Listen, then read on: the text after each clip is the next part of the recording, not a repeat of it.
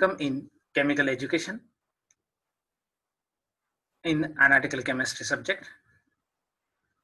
In this video, we are going to see the gravimetric analysis part 3. It is related to electrogravimetry.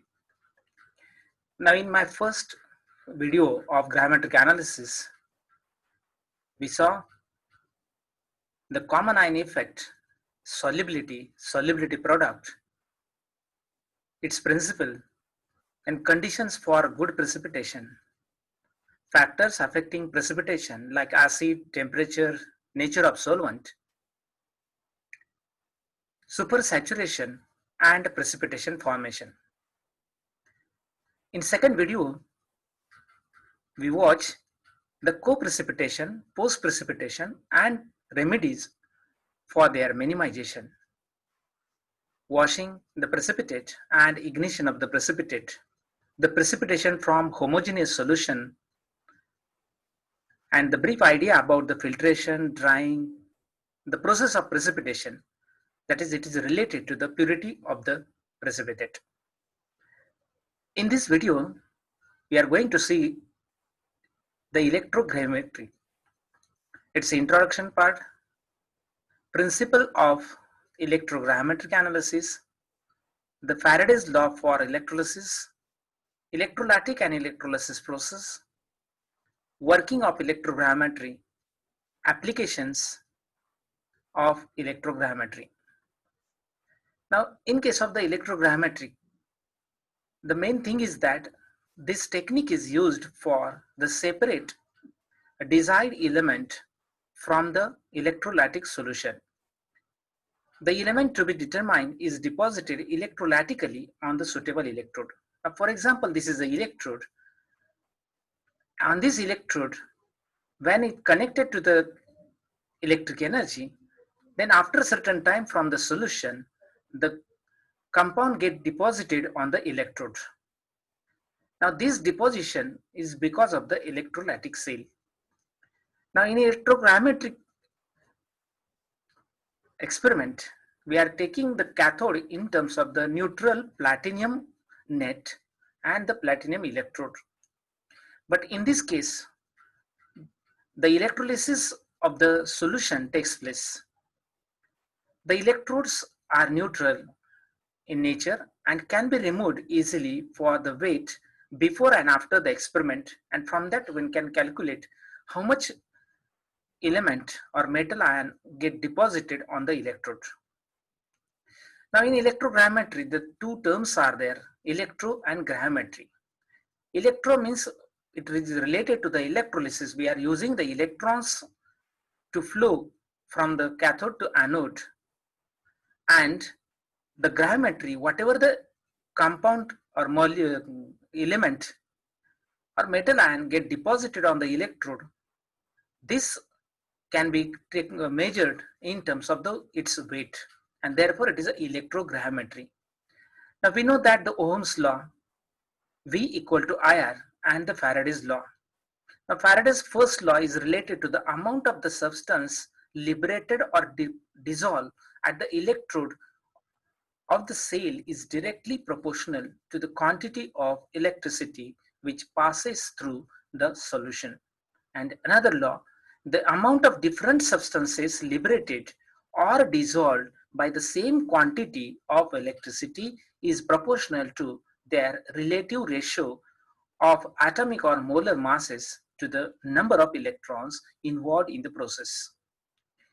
Now, this Faraday's law is related to this electrogravimetry. How much quantity of the compound get deposited on the electrode, it is depend on how much electricity is supplied. Now, it is related to the how much Faradays. Now, 1 Faraday is defined as the quantity of electricity required to liberate 1 gram equivalent of the substance during the electrolysis, and it is in terms of the coulombs, that is 96463 coulombs.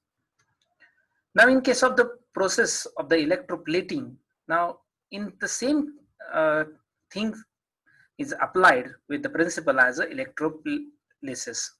Now here the electrons are moving from the cathode to anode, and this movement gives the electrolysis. Now in case of the electrolytic process, the anion, negative ions migrates from the anode to the cathode. Now in case of the electrolysis, the process of the current passing through the electrolytic conductor with chemical and magnetary changes. Now here the electrons are moving from negative ion to the cathode to the anode. Now in this way, the electrons are moving from the cathode to anode, and whatever the positive ions are present in the solution get deposited on the cathode, that is a platinum net. And then we can weigh directly the cathode, and what is the difference in the before experiment and after experiment, that much quantity of the metal get deposited on the cathode.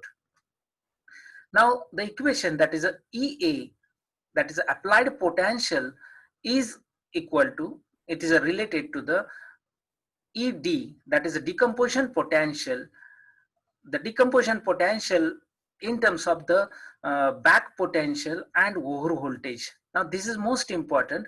Here what happened when a potential difference is applied, initially what happened in the solution, the potential get started to give the electrolytic position or electrolytic process.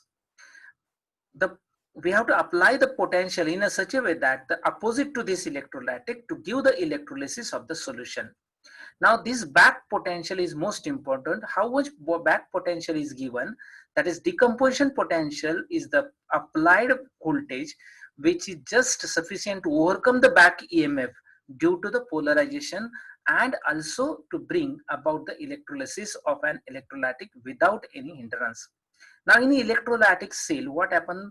Due to the solution, the positive ions are there, the electrodes get polarized and the movement of the electron takes place.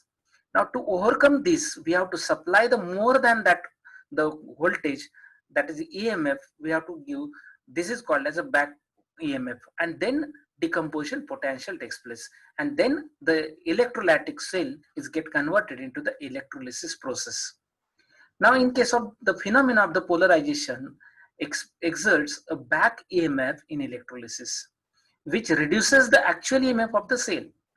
Thus the electrolysis of an electrolyte is possible when the this back EMF is overcome.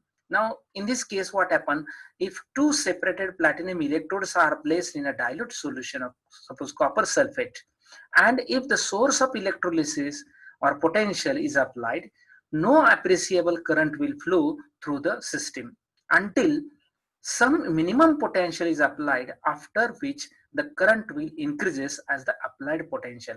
Now here the copper sulfate solution is placed at the normal temperature, suppose at 31 degrees Celsius temperature, and we have to stir it, and we can connect this up to the 6 to 12 volt.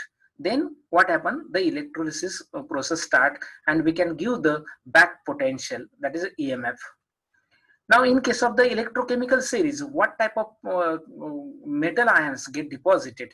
Now we know that in the applications of the separation of the metal from mixture, the positive hydrogen, we know that the hydrogen is at the positive, the electrode potential is 0, and below that the positive electrode potential like coinage metal like copper, silver, mercury and gold, and above this hydrogen, if you see the lead, tin, nickel, cobalt, iron, zinc, like this, these are having the negative electrode potentials. Now this positive electrode potential of the element are separate first in the acidic medium, and then the negative electrode elements get separate from one from the solution, get deposited on the electrode. Now for example, in case of the copper and nickel, if it is a mixture of copper and nickel, suppose for example the alloy. Now this alloy, we have to take the about 0.5 gram of alloy, then 10 ml of water, then 1 ml of H2SO4 and 2 ml of nitric acid, and we have to heat it. Now after heating, what happen? The solution get boiled, get dissolved, and then whatever the solution is there, that solution we have to dilute to the 100 ml, and from that 100 ml solution, this 100 ml solution we have to place into the beaker of the electrogravimetric experiment. Now in this case what happened, we have to keep here this solution, whatever the solution dissolves, this solution we have to kept into the beaker and we have to stir it continuously. Now here the cathode, we have to take the platinum net, and anode is a platinum black. Now these two electrodes are the initially, these are the neutral electrodes. First we have to take the weight of the cathode on the balance, and then we have to connect this into the solution, kept into the solution. And as we apply the voltage about the 6 to 10 volt from the DC battery, the weight, whatever the copper is there, now this copper get deposited.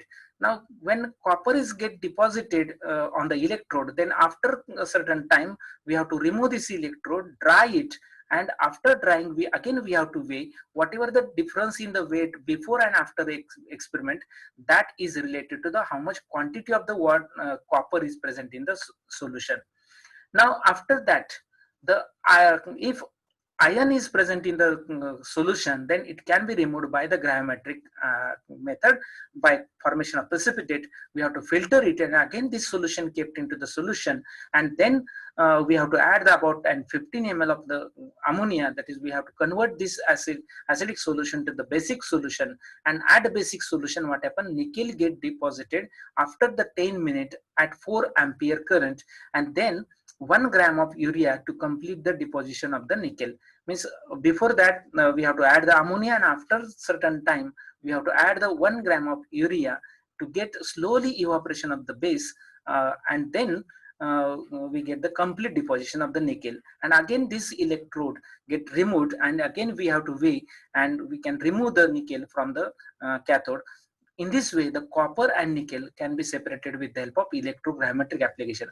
Now, such a type of huge number of applications are there in related to the electrogravimetric process, and we are using in terms in the industries like the metallurgy industry, where we can separate the extract the metal ion from the mixture.